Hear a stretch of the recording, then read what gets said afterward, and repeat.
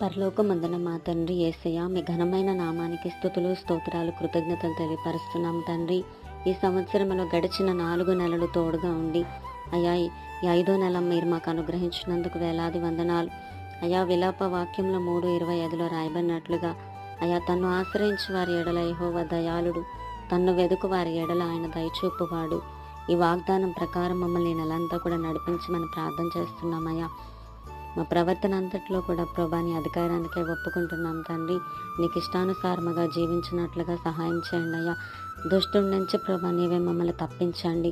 ప్రార్థనలో ఏకీభవిస్తున్న ప్రతి బిడ్డని కూడా పేరు పేరున మీరే దీవించి ఆశీర్వదించండి ప్రభా. అయ్యా, రక్షణ లేని వారికి రక్షణ మారు మనసు దయచేయండి.